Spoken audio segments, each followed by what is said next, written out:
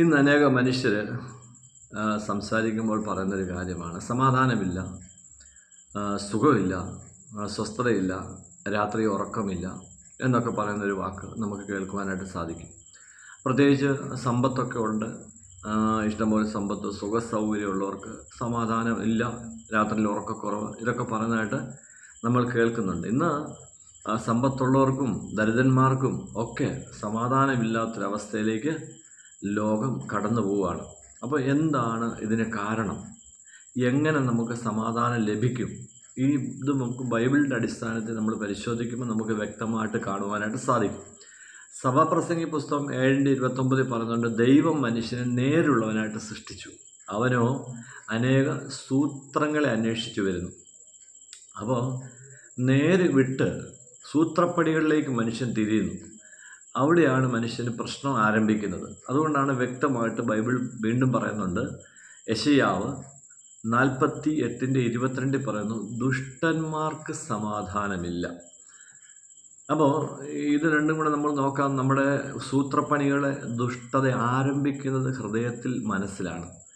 അതുകൊണ്ടാണ് വചനം പറയുന്നത് ദുഷ്ടന്മാർക്ക് സമാധാനമില്ല. വീണ്ടും യെശയ്യാവ് 48:18 നമ്മൾ വായിക്കുമ്പോൾ അവിടെ നമ്മൾ കാണുന്നുണ്ട്, നീ എൻ്റെ കൽപ്പനകളെ കേട്ടനുസരിച്ചെങ്കിൽ കൊള്ളായിരുന്നു, എന്നാൽ നിൻ്റെ സമാധാന നദി പോലെ.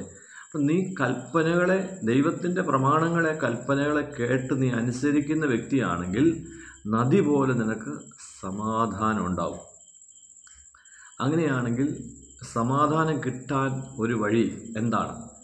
അതും വിശുദ്ധ ബൈബിൾ പഠിക്കുന്നുണ്ട്. യേശുവിൻ്റെ ജനന സമയത്ത് ദൂതന്മാർ വന്ന് പറഞ്ഞു, അത്യുന്നതങ്ങളിൽ ദൈവത്തിൻ്റെ മഹത്വം, ഭൂമിയിൽ സന്മനസ്സുള്ളവർക്ക് സമാധാനം. അപ്പോൾ നല്ലൊരു മനസ്സിൻ്റെ ഉടമയായി തീർന്നാൽ സമാധാനം ഉണ്ടാവുമെന്നാണ് വിശുദ്ധ ബൈബിൾ പഠിപ്പിക്കുന്നത്. അതിന് നേരെ ഓപ്പോസിറ്റാണ്, ദുഷ്ടന്മാർക്ക് സമാധാനമില്ല. അപ്പോൾ സമാധാനമില്ലാത്തതിൻ്റെ കാരണം നമ്മുടെ മനസ്സിലെ, ഹൃദയത്തിൽ എന്തോ ദുഷ്ടതകൾ, അഹങ്കാരങ്ങൾ, സ്വാർത്ഥതകൾ, ഞാൻ, എൻ്റേത്, എൻ്റെ കുടുംബം, അതിനെ ചൊല്ലിയുള്ള ടെൻഷൻ, ഇതൊക്കെ വരുമ്പോൾ നമുക്ക് നമ്മുടെ സമാധാനം നഷ്ടപ്പെടും. കാരണം ഈ ലോകത്തിലേക്ക് വന്നപ്പോൾ നമ്മളൊന്നും കൊണ്ടുവന്നില്ല, പോകുമ്പോൾ ഒന്നും കൊണ്ടുപോകാനും പറ്റത്തില്ല. പിന്നെ ഇവിടെ തന്നിരിക്കുന്ന എല്ലാം ദാനമാണ്. പ്രത്യേകിച്ച് അപ്പൻ, അമ്മ, ഭാര്യ, ഭർത്താവ്, മക്കൾ, ഇതെല്ലാം ദൈവത്തിൻ്റെ ദാനമാണെന്നുള്ളൊരു ചിന്ത വരുമ്പോൾ നമുക്ക് ഒത്തിരി സമാധാനം ലഭിക്കും. ദൈവത്തിൻ്റെ ഇഷ്ടം പോലെ വരട്ടെ. ആ പ്രാർത്ഥനയിൽ തന്നെ ഉണ്ട് ഒരു സമാധാനമുണ്ട്. നമ്മൾ പ്രാർത്ഥിക്കുമ്പോൾ പ്രാർത്ഥിക്കുക, ദൈവത്തിൻ്റെ ഇഷ്ടം. അതുപോലെ തന്നെ നമ്മുടെ ആവശ്യങ്ങൾ പറഞ്ഞിട്ട് ദൈവത്തിൻ്റെ ഇഷ്ടം. അങ്ങനെ പറയുമ്പോൾ തന്നെ നമുക്കൊരു സ്വസ്ഥത, സമാധാനം കിട്ടുന്നുണ്ട്.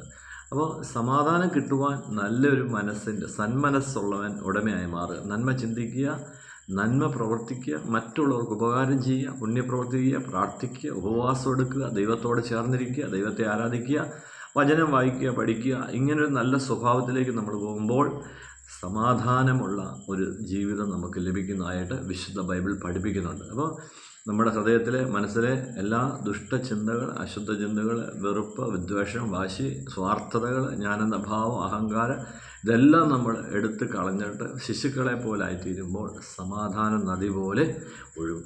ആമേൻ. അപ്പോൾ അതിനുവേണ്ടി നമ്മൾ പരിശ്രമിക്കുക. ദൈവം നമ്മളെ അനുഗ്രഹിക്കും. ആമേൻ.